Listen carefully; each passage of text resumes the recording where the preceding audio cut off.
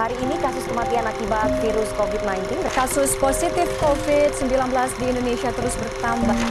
Virus Corona 19 menjadi momok dunia. Penyebaran COVID-19. Kasus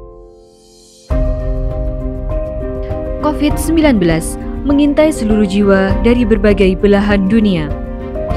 Dengan adanya wabah COVID-19 mulai tahun 2020 sampai dengan tahun 2022, tentunya banyak tatanan kehidupan yang terdampak, mulai dari kesehatan, ekonomi, dan ketenagakerjaan.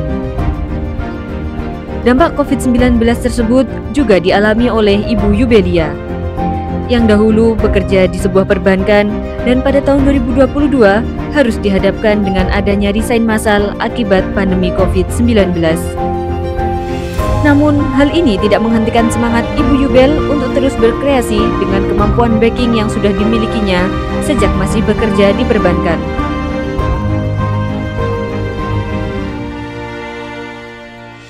Dulu, sejak tahun 2010 sampai dengan 2022, saya bekerja sebagai salah satu karyawan di perusahaan perbankan di Manado.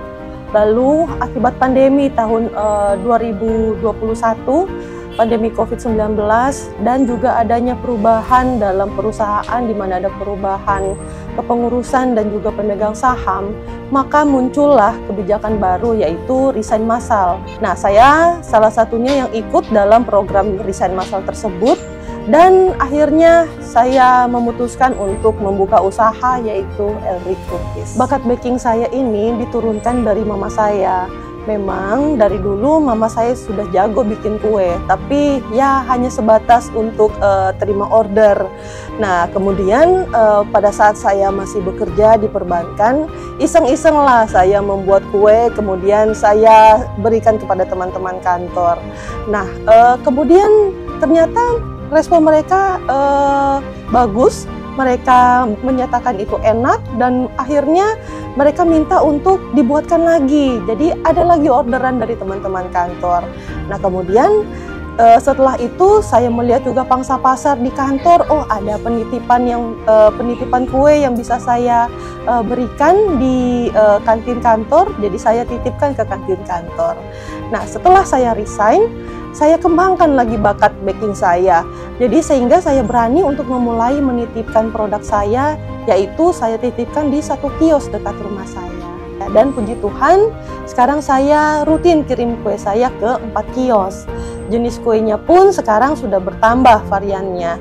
Ada roti kukus, ada cucur, ada brudel Manado, ada bolu kukus, dan donatnya pun tidak hanya donat kampung, tapi juga donat yang donat kentang yang lebih banyak variannya. Kemudian dari situ saya mau meluaskan lagi target pemasaran cookies saya.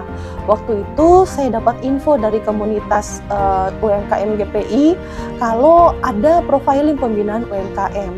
Nah, saya rasa cocok nih kalau saya ikut program itu untuk menambah ilmu bisnis saya supaya pemasaran bisnis produk saya itu makin luas lagi. Nah, ikutlah saya untuk mengisi survei dan puji Tuhan saya termasuk salah satu pelaku usaha UMKM yang berhasil jadi binaan Kanwil DJPB Sulut. Selama pembinaan saya mendapatkan banyak sekali masukan. Saya diberi pembinaan bagaimana caranya mendapatkan NIB, dibantu juga untuk proses pengurusan NIB, dan sekarang usaha saya sudah tercatat, sudah legal, dan sudah memiliki NIB. Kemudian dari kantor DJPB Sulut, saya juga diarahkan untuk mendapatkan sertifikasi halal. Ya, karena produk saya memang terbuat dari bahan-bahan yang aman dan juga halal, maka itu tidak menyulitkan saya untuk mendapatkan sertifikasi halal tersebut. Nah, tinggal disahkan melalui sertifikasi halal ini dan sudah berhasil mendapatkan sertifikasi halal yang sekarang. Kedepannya dari Kemenkeu 1 Sulut juga mengundang saya untuk bergabung dalam bazar Hari Uang di Gedung Keuangan Negara Manado dan juga di Megamas dalam rangka Festival Tuna. Tentunya ini jadi kesempatan emas bagi saya sebagai pelaku UMKM untuk lebih luas mengenalkan produk-produk saya, juga mendorong pemberdayaan pelaku UMKM menjadi lebih baik lagi.